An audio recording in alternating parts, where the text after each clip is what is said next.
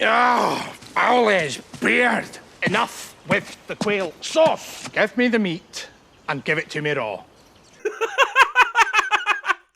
Why do I feel like that's not the first time he said that?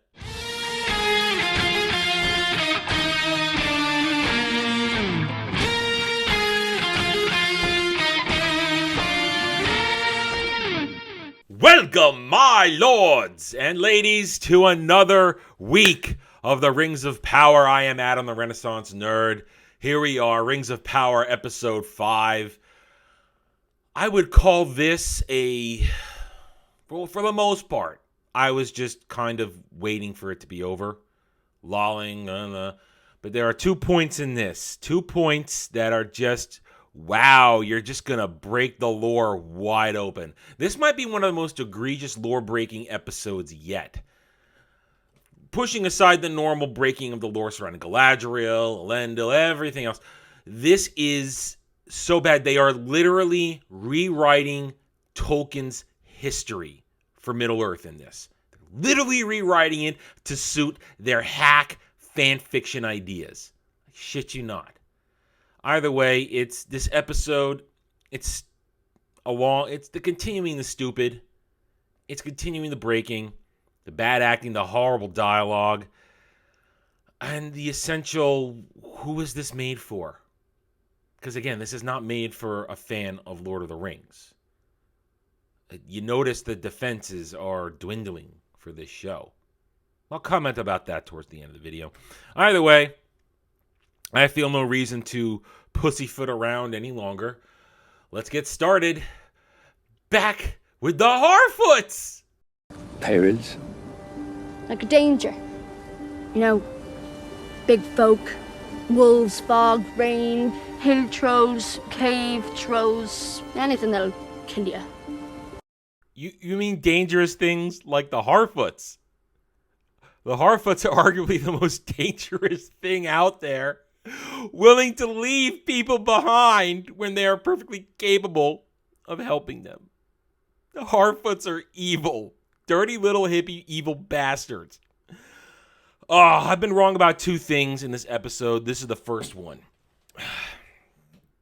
I said last week we were probably going to get double down, triple down on the Harfoots. Nope, we get them for about 3 scenes. This one in the middle and a little one after the middle. Either way, they are thankfully not as prevalent in the episode as I predicted they would be, but they're still annoying and stupid, although they are involved in what is perhaps an actual good scene. I'm going to give the show credit.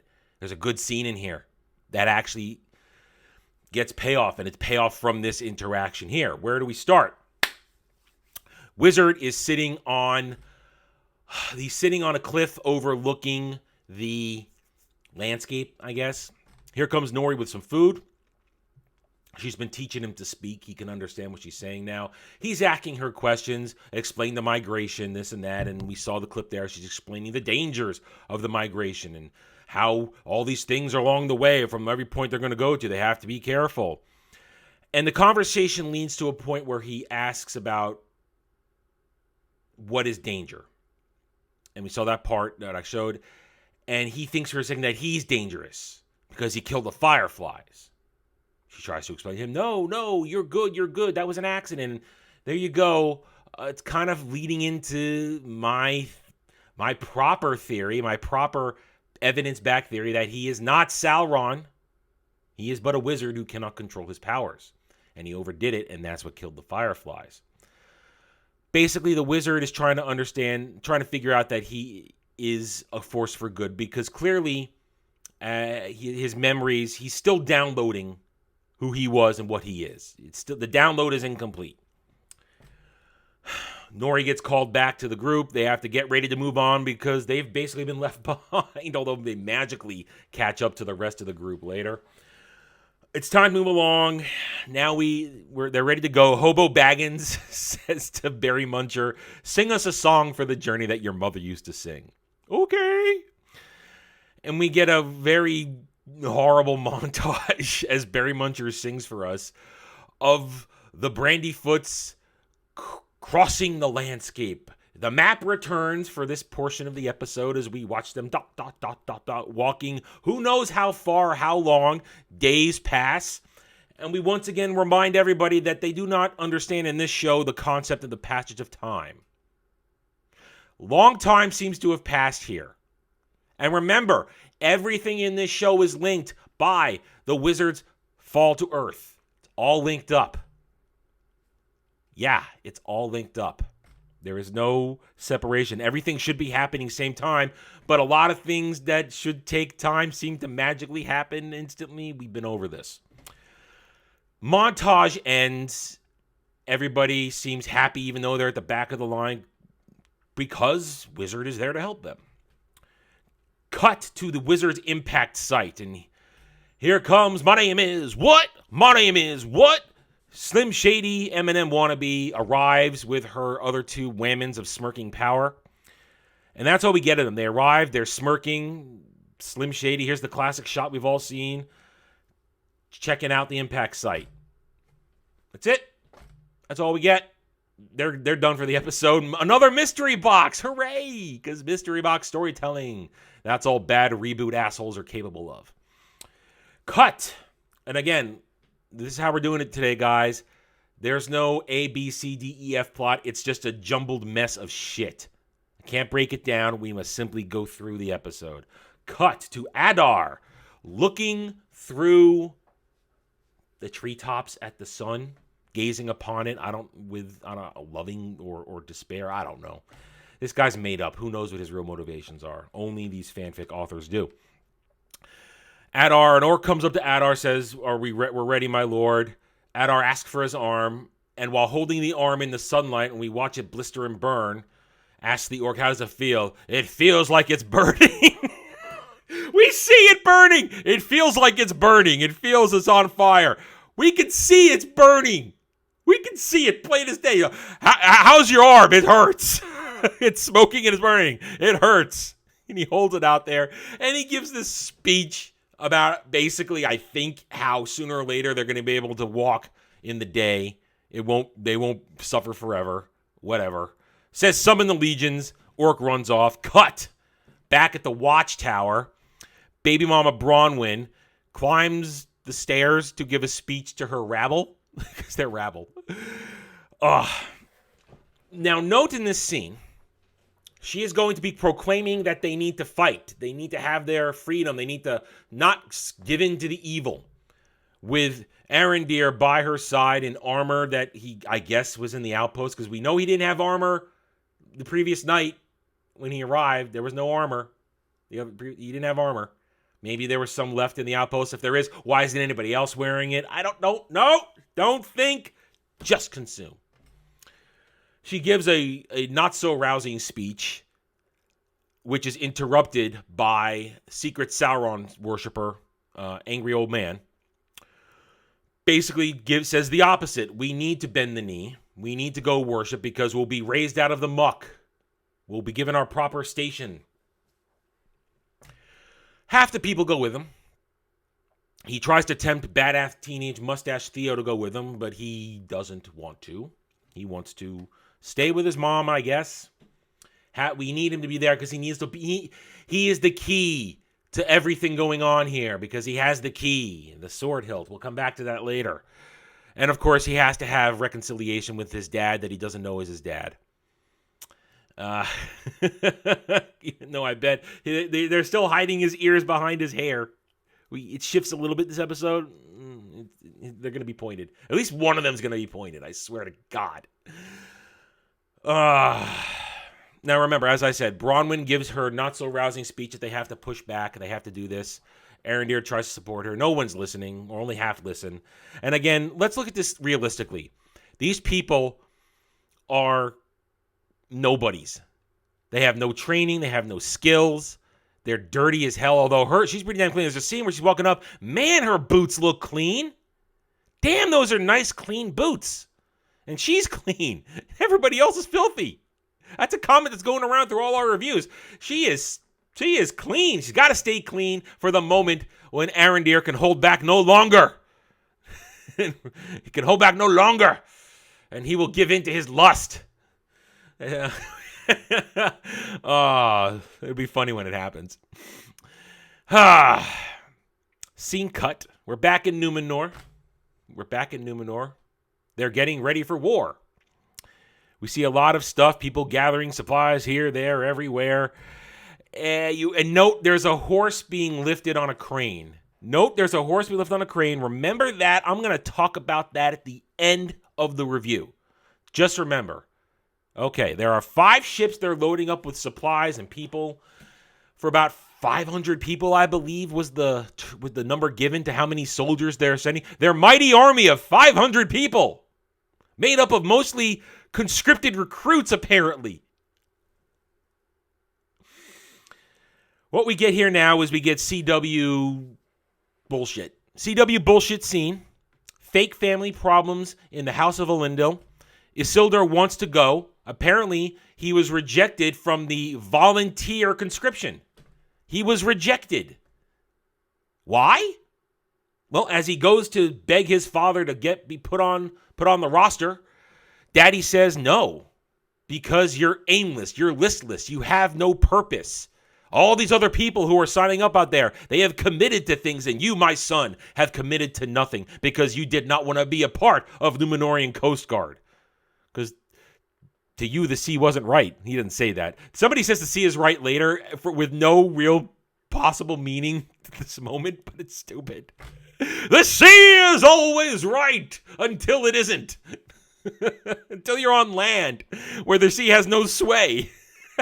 Think about that. The sea is always right until you're on land where it can't possibly have any level of influence. Oh, the stupidity is killing me inside. Elendil brushes him off, says, no, you don't get to go. Cut! Again, we are in the main chamber audience hall. Everybody's yelling at Pharazôn, who's basically said, okay, we're going to war. I'm not going to listen. No. And now, enjoy her while you see her, because Big Tits Sister McGee, she's not here much in the episode. She's in 3 scenes, and most of them is just her. She is here. We get a shot of her big tits as she tries to get Pharazôn's attention to join the chorus of don't go to war. She's very anti-war. Whether she's anti-elf, I don't know. Haven't heard the racism come out of her mouth yet. As she's walking and fails to get attention of Pharazôn, here comes her new boyfriend, Pharazôn Jr. Pharazôn Jr. basically tries to tell her, you're barking up the wrong tree, Big Tits. He's not going to listen to you because he doesn't listen to me. She says, he's your father. Of course he'll listen to you. He goes, no, whenever I speak, his ears are closed to me. And she takes his hand and places it on her big tits. No, she doesn't do that. She takes his hand and she says to him, then you must speak louder. You must shout louder. Oh, wow. The glorious dialogue of the Rings of Power strikes again. If he can't hear you, you have to speak louder. You better speak louder because you ain't going to get to touch these tatas if you don't. I want to point out, they've been on all of one date, I think, in the 3 days that we've been on Numenor. We've been on Numenor, 4 days. I think we've been on Numenor for 4 days. Because, again, what's the passage of time in this world? They've gone on one date that we didn't see. We saw a couple awkward encounters where he did a Chad move and he hit on her. But other than that, what's their relationship? Did he cop a feel of those big tits? I don't know. And I just wanted to say big tits one more time before we cut away. As we cut to Halbrand, Sauron. Now, here's an admission. At least I didn't see it. I think whoever's in charge of this and the new writers for this episode have this. We're giving marching orders, I think, to not emphasize that Halbrand is Sauron so much, because now we get the opposite. A lot of him pretending to be Halbrand and not Sauron, if that makes any sense. There's more Halbrand than Sauron in this episode. Halbrand is Sauron. Sauron is Halbrand. Finkel is Einhorn. I know I've made that joke, but it fits so perfectly with this whole situation. He's basically, we cut him in the forges. He's making a sword. He does that in damn quick time. And we're talking, that thing has been forged, sharpened, forged, tempered, sharpened, crafted, and engraved. It's been even engraved. He did that fast. That's a longer process than, I don't know, the amount of time has gone. It's the same day as everything else. He hasn't been working on that for days or all day. It's half an hour. He's Sauron. He can forge anything. While his new boss is inspecting it, because we're setting up the fact that he just wants to be a smithy's assistant. He just wants to work the forge. Again, they're reversing his progress, is revealing Sauron. They do a lot more Halbrand than Sauron here. He's been summoned to the War Council meeting. He arrives. We see Mariel, Pharazôn, and Guyladriel, warrior princess, enters the episode for the first time. And don't worry, we're going to get plenty of her and her stupid. They are basically asking Halbrand Sauron where the enemy is moving in the south. He just says, I guess they're moving south toward this outpost. Okay. Pharazôn goes to inform the Coast Guard. Why? I don't know. Why not go inform the people in charge of the mission of the expeditionary army? The Coast Guard is just gonna sail the ships. They're not in charge of planning. I don't know. Don't think. They're stupid. We cut to Muriel insinuating she'll be happy to have Halbrand on the battlefield. Halbrand gives a look of, huh? Well, I'm not going, and Guyladriel interrupts him, saying, he's overwhelmed. We'll be ready. Don't worry. Then we get a nice little confrontation between Halbrand, Sauron, and Guyladriel, warrior princess, where they accuse each other of using each other to get what they want, and how he doesn't want to be king. He doesn't want to be king, and she just wants to use him to get an army over there, and that's kind of it. Their lust is simmering for each other. The sexual tension is building, and unfortunately it keeps building. I was wrong about that, but we're going to get into that. Scene ends, and, well, we're back with dirty, smelly hippies. Although, here we go. Here's some payoff, and again, we're coming upon the only, I would say, decent scene of the whole show, maybe of the whole series so far.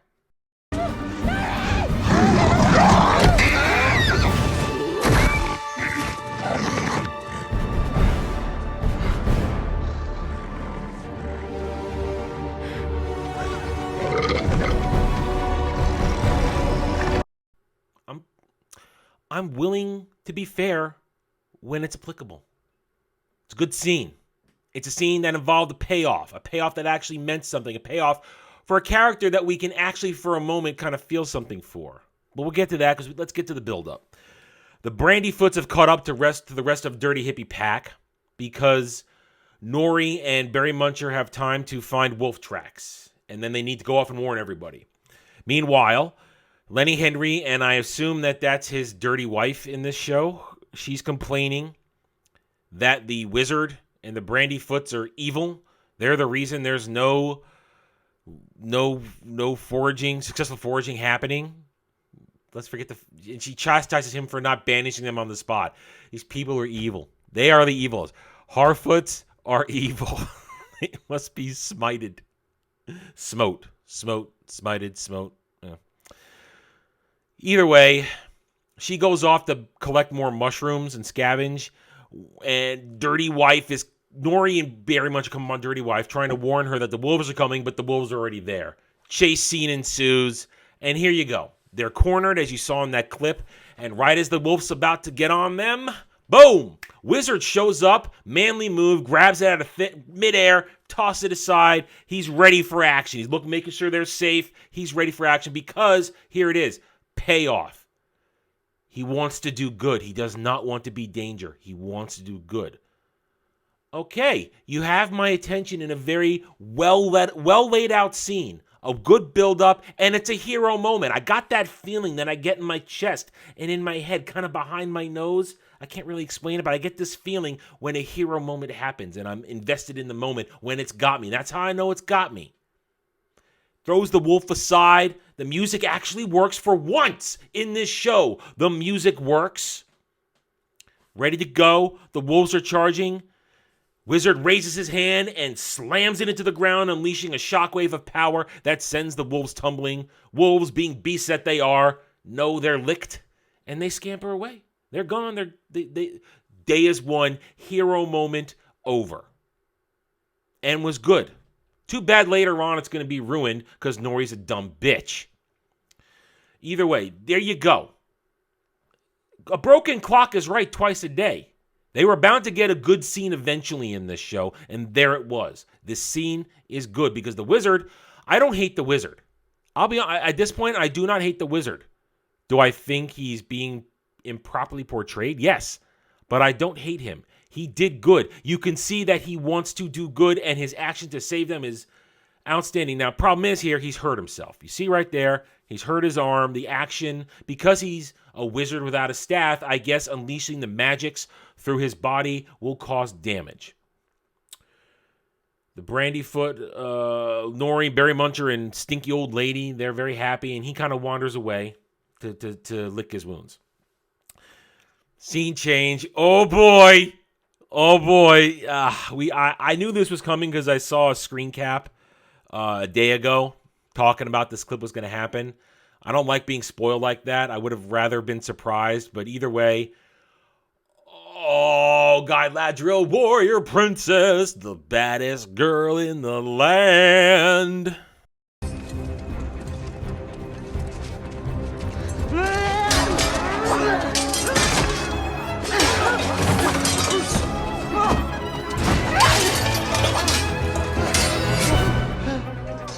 Don't plant roots.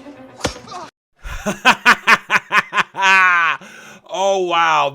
There is so much to unpack in this. And this scene is essentially what is wrong with the Rings of Power and everybody behind it. And I find it fascinating, and I wonder if they understand when they edited this scene or this episode together, having an actual payoff scene in a hero moment that was earned through a little bit of decent storytelling, where you want the wizard to know, where you want to see the wizard grappling with wanting to be good and understanding he doesn't want to be a danger to those around him, and then performs an act of good, which, as I said, unfortunately is ruined later, not because of him, but because Nori's a dumb bitch. But we'll get to that in the following scene. But this scene right here, that was earned payoff, and the wizard is likable. Guyladriel, warrior princess, is not likable. This entire scene is constructed under the basis and belief that we as an audience like Guyladriel, warrior princess, that we're rooting for her to be awesome in every way. That is so far from the truth. The people behind this show have made her so unlikable, with no flaws, learning no lessons, that this scene of her being dominant and badass turns out to be insufferable and unbearable. What am I talking about? You saw it there. We are now in the moment that everybody's been alluding to for a couple weeks now. Guyladriel, warrior princess, training young Númenórean recruits. First of all, we come upon the scene. Elendil is observing some training. And so is Guyladriel, warrior princess. And first of all, they're training in the middle of the street. Why are you training for war in the middle of the street? Oh, because it's going to make the following scene look so much cooler. Okay, they're training in the middle of a street, in the middle of a market square. They're training. Why? This is Númenor. Don't you have training halls? You have a professional army. Why aren't you in a training hall? Because it wouldn't look as cool when Guyladriel owns them all. They're training.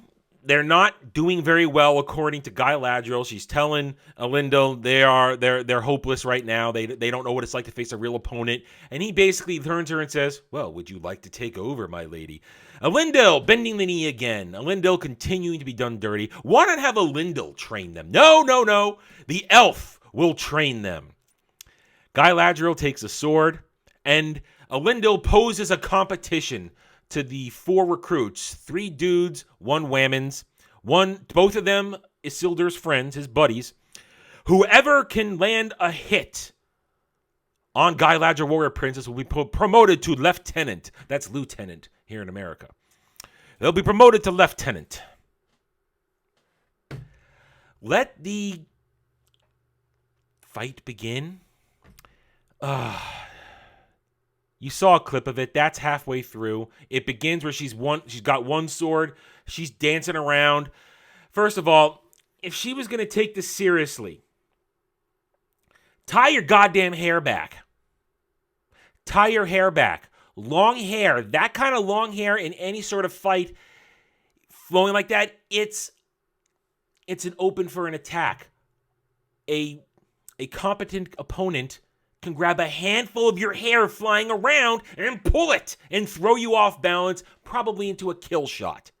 Nope, I'm Guyladriel. My hair's gonna flow because it's gonna look so much cooler as I dodge around the dude as he's trying to hit me.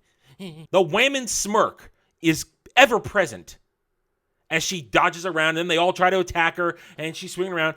And as I said, this whole thing is taking place in a market square, so she can use the environment to her advantage and make them look stupid by deflecting them into things and dodging around. It's ridiculous and dumb. Eventually, Isildur hears what's going on because the crowd is there. Everybody goes watching, and I hate this because you guys, whether you know it or not, if you've been here around all the time, I'm a dual-wield fanboy. I love me my dual-wield. You want to see me get excited about a hero? Oh, they pick up two swords, then I'm gonna be, woo! I'm gonna be all over it. My blood will be pumping. I'm thinking about it. Love it. But no, Guyladriel Warrior Princess kind of ruins it. She ruins it. How dare you let her dual wield? Because dual wield is a sign of badassery. How dare you allow her to do that? And it's a mockery. You saw it. She slaps a guy in the ass with one sword. Don't be rooted. And it continues around there. All kinds of silly shit. It's just to make everybody look stupid. Now remember, these aren't actual soldiers. These are recruits. These are conscripted volunteers. And I know that's a little bit of an oxymoron, but they're still being conscripted. It's a volunteer force, but they're being put into military service as not professionals. So they have zero training. They're going to war in, I guess, another couple. Well, they leave early. Remember at the end of the last episode, we leave in 10 days. Maybe it's been a couple. This 500 troop force is made up of mostly recruits, it would seem, in moob armor. We'll get to the moob armor at the end of the episode. Numenor, as I've heard it described to me, the Numenorians are the badasses of the land. Everybody knows you don't F with Numenor. They will crush you. They are the superior military force in this time. Where are Numenor's armies? Why are we recruiting scrubs who have no training? And a silly session with Guyladriel Warrior Princess. This isn't training. This is a scene to make her look bad. These people do not understand how training works. If this was actual training, she'd be showing them proper movements, not dancing around them and embarrassing them. That's not training. This is purely a scene to make her look awesome. Serves to make her look awesome, make everybody else look impotent. Except at the very end, after it's all over, Halbrand Sauron shows up, expertly kicks up the blade into his hand, flourishes it, hands it back to somebody, and she says, "Oh, those aren't the moves of an apprentice smithy or smithy assistant, whatever."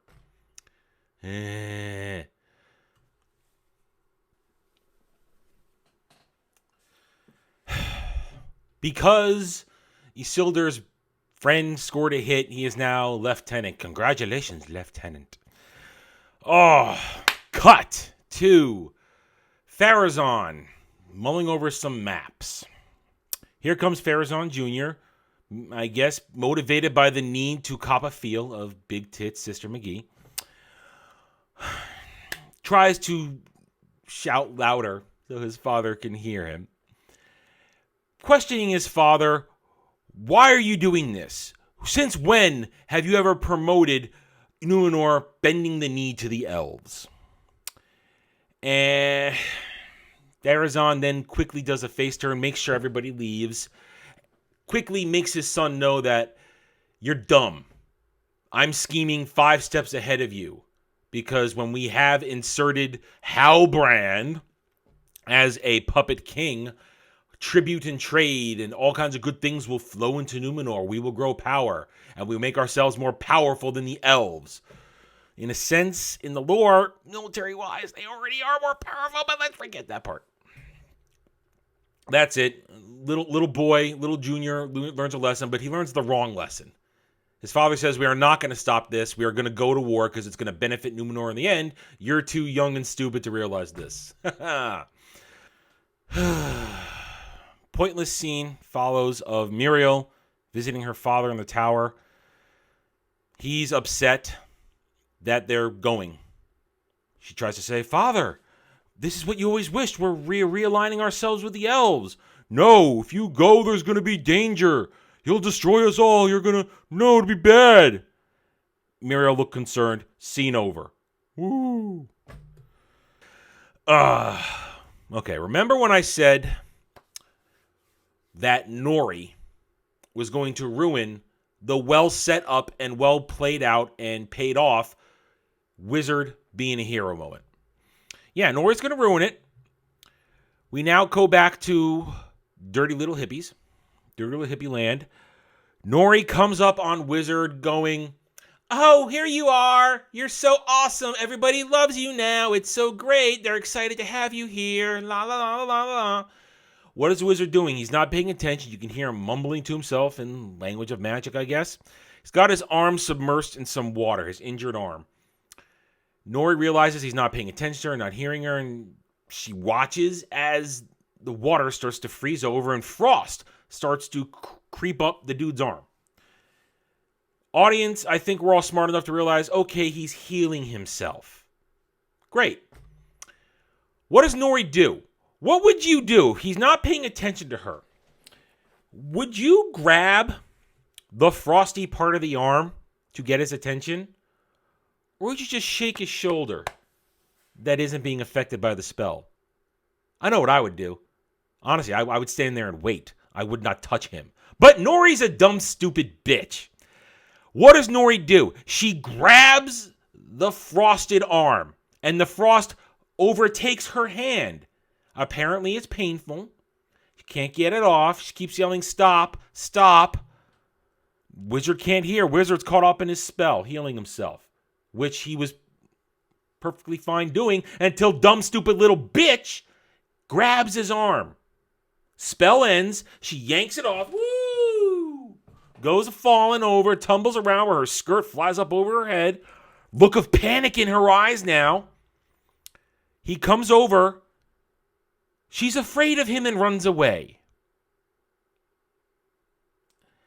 In one moment, in order to manufacture that the wizard must still be feared, that he might still be dangerous, you erase the good scene, the good payoff, the good buildup that you had done of the wizard wanting to be good, wanting to be heroic, wanting to be a protector, not a danger to those around him. You erase it because he did nothing wrong. The wizard did nothing wrong here. This is all Nori. Now, will they have her admit it's her fault in the following episode? I don't know. Guess we'll wait and see, because that's it for the Harfoots. No more dirty, stinking hippies in this episode. But in my opinion, you just ruined the sole good moment in this episode by having Nori be a dumb bitch and create a fear that is manufactured in order to continue the red herrings that the wizard might be dangerous. He might be Sauron. I hate this show. I really hate this show. Now, remember I mentioned two major lore breaks happened. The Guyladriel warrior princess training in the town square part aside. That's the first glaring horrible thing. But there are still two horrible moments in this episode, and they now come back to back as they lore break the hell out of Tolkien's world. And it all involves the elves and the dwarves. Magically, suddenly, Durin and Elrond have arrived in Lindon. Again, time, distance means nothing in this facsimile of Middle-earth. They have arrived in Lindon for Durin's diplomatic envoy to talk with Gil-galad. They're at dinner. And they start sparring over words. Well, here's a taste of it, and then we'll get into it and how it really just all falls apart. In recent months, your furnaces are said to be burning as bright as the eyes of Aule himself, your minds delving ever deeper. To what do you credit this new invigoration?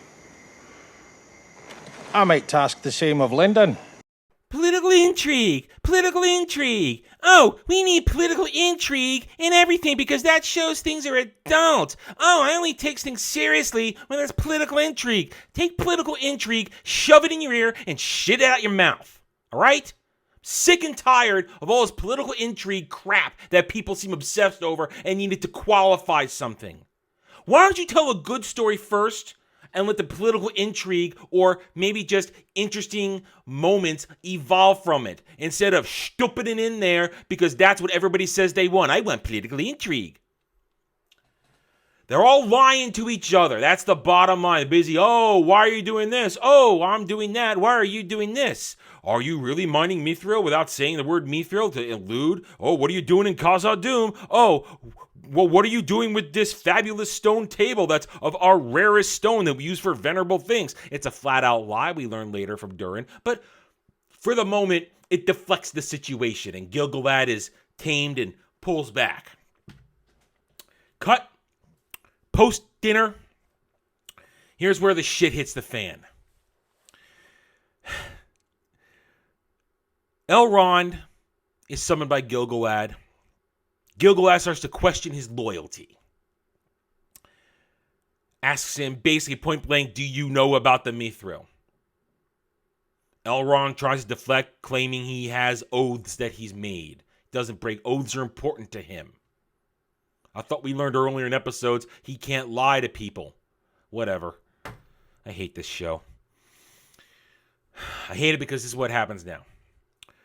Gil-galad makes Elrond tell him a story. What is his story? Oh, it's contrived billion-dollar fan fiction. Behold. On one side fought an elven warrior, with a heart as pure as Manwë, poured all his light into the tree to protect it. On the other, a Balrog of Morgoth channeled all his hatred into the tree to destroy it. Amidst their duel, unending, lightning ensnared the tree. Wow. The story, now according to Rings of Power, of how Mithril came to be. That's right. Mithril, in Tolkien's world, it's just a powerful ore that can only be found in Moria. That's it. It plays no other significant role in anything. It's just damn good. In this show, apparently, a Silmaril landed in a tree. Note that the Silmarils, according to Tolkien's lore, are all accounted for, at least where they were and where they landed and what happened to them. There's no mystery about missing Silmarils. From what I double-checked this before I did this. A Silmaril landed in a tree on top the Misty Mountains, and there was a fight. And in order to protect it, some elf put all his eternal life force into protecting it, while a Balrog put all his malice in trying to get it, and then lightning repeatedly struck it, and it caused the tree to inject Mithril into the mountain. What a load of horse shit. Why is this important? Because now we know why the elves want the Mithril. Because it's infused with elven life force. Because now apparently Gil-galad, now I was wrong about this. I said this way back at the premiere. I said that when Gilgalad picked up that leaf, it was a premonition. No, that leaf was it was real. That was an actual poison dying leaf. But it's not because of the evil of the land, or necessarily. It's because the elves are dying, apparently. The life of the Eldar is leaving them, to use the term. They're losing their immortality. And the only way they can get it back is with large quantities of mithril to basically vampire it up and rejuvenate themselves. How contrived and stupid is this? This is Rings of Power. They've created an entire fake lore to have motivation for elves and dwarves. And here's why we learn why they have to build the forge. This is why Celebrimbor's building the forge. He and Gilgalad kept it a secret from Elrond all this time. The forge needs to be done by spring because they're going to lose their powers by spring. I don't know, by the amount of time things have supposedly traveled or happened between all the traveling this and that, spring should already be here. Based upon the amount of time people have gone back and forth to places. Spring should be here. You should all be dead, apparently, if you actually kept track of time. This is ridiculous. This is stupid. And to use the word again, it is contrived. It is contrived to create a plot that does not exist, never had to exist. Do the elves die out? Yes, because their time ends on Middle-earth in the Third Age. They've expended their strength.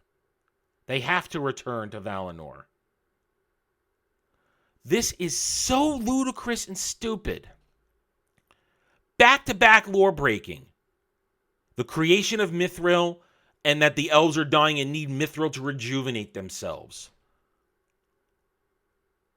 Let it sink in. We're moving on. What's going on back in Numenor? Numenor, everybody's having a happy-go-lucky happy party because they've trained. And Isildur's buddy is a lieutenant. While they're partying, they spot Isildur off in the corner. Long story short, more CW bullshit. Isildur tries to apologize, says you can hit me twice eventually, and everything's okay. So he punches him twice, everything's okay, but he wants in. Now that this guy's a lieutenant, he thinks that's his in to get in, to be a part of the army. Says no, says, Isil, you need to grow the hell up. Okay, fine, whatever. Now we cut to the ships. Somebody creeps onto the ships. At first you think it's Isildur. No, it turns out it's Pharazôn Jr. Apparently, he is so opposed, even though he's so opposed to what his father's doing, that he's going to set the ship ablaze. Opens oil kegs below, and right before he's going to drop his lantern on it, somebody coughs. Oh no, here's Isildur. He's already snuck on board, stowing away. They have a struggle, predictably a struggle, which causes the lantern to fall because Isildur doesn't want to let him light the boat on fire. Fire happens, explosion happens, everybody's, oh no, what's going on? Quick, save the ships. And Lindell trying to save ships. There's Isildur and Pharazôn Jr. swimming ashore, the docks. Everybody pulls him up. Isildur tells a lie to cover for Pharazôn Jr., basically making it look as though he's got purpose, that he has meaning to his life. It's also he can get on board, and guess what? It does work. There you go. Pointless shit. What is the point of this? Finding an excuse for Isildur to get on the ship. Terrible plot, terrible story. Now, we go back to War Council. The ships, they only got 3. They can only muster 5 ships. They've only got 3 left. It's not enough. Pharazôn is not happy about this. He says, we can't do it. He leaves. You got Guyladriel and Miriel are by themselves. Miriel basically says, you either get Halbrand on board or we're done because we need him as a figurehead, as a symbol of all of this. What does Guyladriel do? She's going to go talk to Halbrand. But not before we get another scene cut to a separate storyline that was sort of already resolved. Celebrimbor and Themrond are talking about the Mithril. And Celebrimbor is basically sorry we lied to you. We need you to convince Durin to give us the Mithril or we're all going to die. And I've checked this Mithril myself now. It's so awesome. It's great. Because he showed him the nugget. And then Elrond stares off into the sky, may have to make a decision. There you go. More pointless conversation. You didn't need that part of, we're sorry we lied to you, but we had to. Remember, I was there when your father drifted away with the Silmaril to go to the heavens. And now we cut back to Guyladriel and Halbrand in the fords, and Guyladriel confronts him, and conversation ensues. Sometimes to find the light, we must first touch the darkness. What do you know of darkness? First of all, I was wrong. Multiple times I predicted this was the scene where these two were going to F. They didn't.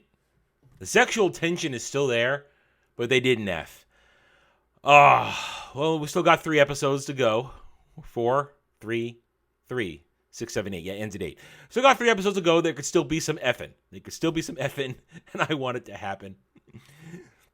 All right, back to... I was wrong. All right, back to the story, or what they call a story. This whole conversation, basically, it's Guyladriel trying to convince him to be a hero, to be a symbol, to claim what should be his. And it's basically the underlying context. The reason they do this, they're trying to subvert us away from thinking he's Sauron. They've done all the stuff telling us he's Sauron for 4 episodes so far, and now it's, oh, he's not Sauron. Look how desperate he is. Look how sad he is about his past, about stuff like that. They throw a lot of lines back and forth. What do you know about darkness? You saw the thing sometimes in order to be better, you got to touch darkness, the antithesis of what Tolkien is. So they're starting the stupid stone shit again. He basically gets her to tell her why she's so upset and that fighting is all she has. Her vengeance is all she has. He again accuses her of using him to get vengeance for the death of her brother. It's a lot of CW crap is what it is. It would have been better CW crap if they'd effed. Then I could have done a happy dance and cheered, but no. In the end, he says he's sorry she lost her brother. Nah. Kind of ends there. She leaves him with the whole, in the morning, we have to decide this. We're no matter what, we're going to make our decision in the morning because we're leaving. We're leaving tomorrow. Apparently, it's been 10 days.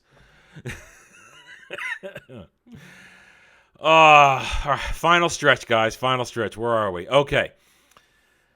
We are at camp during this whole thing, mind you, during during Halbrand Sauron's monologue, we are glimpsing the people who deserted the Watchtower to go bend the knee to Adar.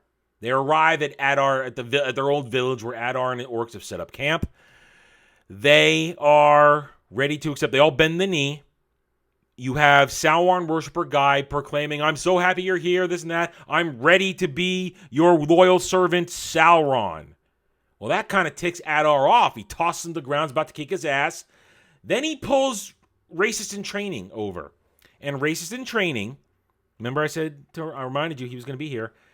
Adar tosses Sauron worshiper a dagger.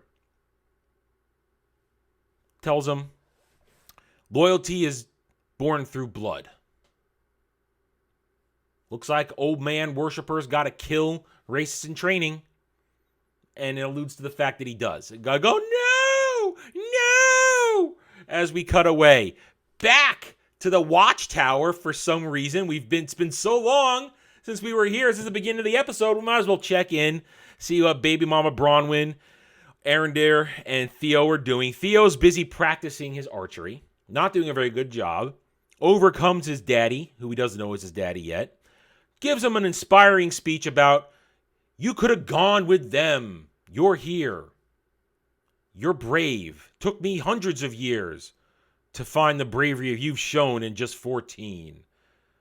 Badass teenage mustache Theo tries to tell him, you people have always been watching over us, and we're all like this because of you, but I guess I want to be better. Dad, not dad yet. I have a secret, though. Here. And he shows him the hilt. Miraculously, Arendir knows sort of what it is. He goes over to a wall, which is covered by vines, and it reveals the hilt as a full sword under what looks like an image of Sauron driving through somebody. And they say it's the key. It's the key to everything in the South. They need this. Oh, another mystery box. We solved the mystery box that they had the key, but now the mystery box of what is the key continues to grow, that it's what they want, and they have to stop it. And remember again when I said Baby Mama Bronwyn was so adamant that they have to survive? Once she learns about the hilt, suddenly she believes they have to give up because the evil is in their blood. They were always meant to worship Sauron in the darkness, and that's where they have to go in order to survive. Wow, your values, your deep-rooted sense of right and wrong, wow, that flipped real easily, didn't it? Then she realizes that they have no actual warriors here, that they're a bunch of rabble, and they cannot fight. Arendir's trying to tell her, oh, we can still fight, but it's a lot of word salad about how great they are, how great she is. Affirmation abounds. And in some weird way, they both mention the tower at the same time, and they've come up with a plan concerning the tower, but then they cut away, we don't know it. And that's kind of it. That's it. And then you get a shot of the legions of orcs marching on the tower. Ooh. At last, we come to my opener, the very beginning of the video. Oh my god. Oh, no, I'm going to play it again just because. I'll play it again. Oh, Owl's beard. Enough with the quail sauce. Give me the meat and give it to me raw. Give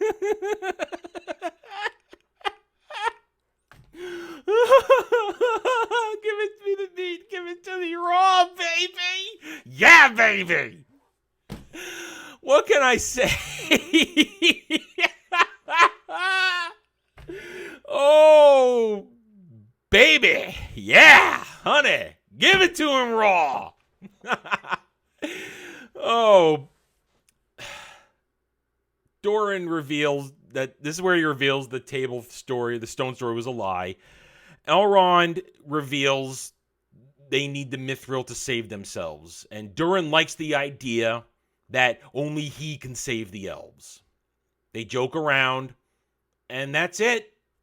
And he's going to give it to him raw. Oh, and so they're on their way back to Khazad-dûm from Lindon. Last time, Eregion was pretty far away. Now they're all the way in Lindon. They're just walking there, and those elves are going to carry that table the whole way, apparently. No horses. We see no horses. No carriages, no wagons. They're just going to carry it the whole way. I hate this show. Okay. Got to get the giggles out. We return to Numenor, the final moment of the episode. Thank God. Everybody's going off to war. Everybody's cheering, but it all begins with Halbrand deciding that he's going to go to war. He's going to go to war. Again, this whole episode is trying to secondary subvert us away from the fact that Halbrand is Sauron. Get a hero shot of him. You see Miriel. They're on their horses. They're all going. Why is Miriel going? I don't know. You know, Rulers don't go to war unless they're a commander. She's not a commander. She's not a war leader. She has no war skill whatsoever. But she's going off to war. Yeah, she can leave Pharazôn behind. That's going to work out real well, I bet. Everybody's happy except for Big Tits Sister McGee. She is not happy. You can see there she is. Goodbye, Big Tits. I don't know when we're going to see you again. I'll miss your big tits. Big tits. Isildur's happy, though. She tries to get his attention. He's in the corps. He's in the group. He's part of the cavalry. He gets on board. His buddy jibes him. Oh, your daddy got you a position again. But daddy says, no, you're in the cavalry, but you're reporting to the horse master. You're sweeping up the stables. We're going to come back to the horses in a minute. Everybody is then brought to attention as Guyladriel, warrior princess, does her heroic march onto the ship. Everybody's awe of her. She looks so brilliant and great. She's already shown how better than everybody she is. She sees Halbrand They look at each other, nod, sexual tension brimming. They clasp forearms, and the journey to the Southlands will begin, and you get the epic shot of the ships leaving. And I want to bring to note one thing right now. Still just 3 ships. There's a cavalry, apparently. Look at the size of these ships. These ships don't look very big. There's maybe now 300. They're saying there were 100 people per ship, originally of 500. So now they're at the 300. Those ships do not look big enough to carry cavalry. Those ships, I showed you. Remember, I reminded you. I'm reminding you now. Remember when I said, note the horse being lifted onto a ship.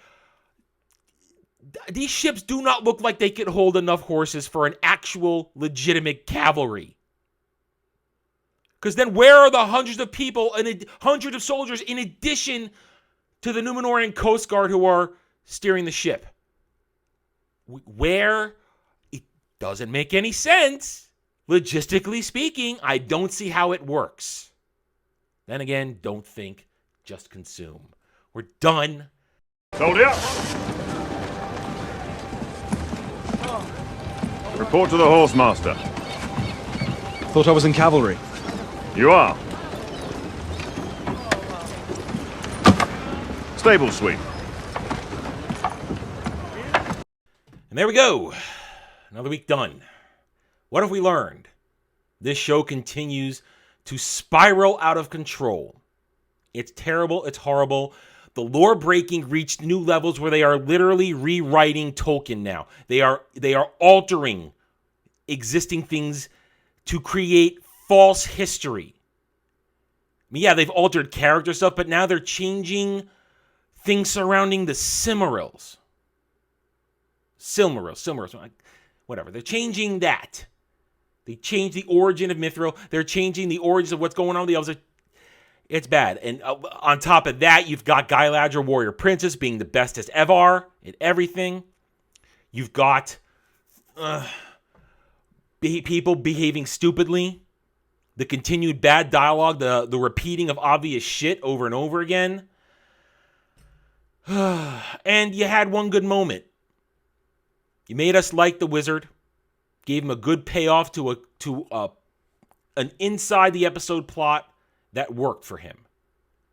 And what do? You screw it up for contrived, forced, manufactured plot device of we have to be afraid of the wizard. This show is a disaster. And we've got, 3 episodes left? And battles are coming. And I guarantee when we reach the battles, the shills in the stands are going to go crazy saying, look, it's the greatest thing ever. Isn't it awesome? Here it was worth the wait. What's left behind in all this? Destroyed lore, destroyed source material. Well, it's not destroyed. We know what's real. We know this isn't real. This is fake. This isn't real. It's billion-dollar fan fiction. And I'm going to keep telling you that. And of course, I will tell you that this Saturday. And this is Mordor Country, where we will tear it apart. Join us at 7:30 p.m. Eastern. Hope to see you there. Hope to see you next week for my review of episode 6. Until then, take it easy. Have a good night or day wherever you may be. Thanks for watching, everybody. If you want to get in touch with me, you can reach out to me at therennerd@gmail.com. That email's for channel business only, so I check it on a daily basis. Also, you can find me at the Geeks and Gamers forums under @ROAS. And you can find me at Rumble and Odyssey, The Renaissance Nerd. Thank you again. See you next time.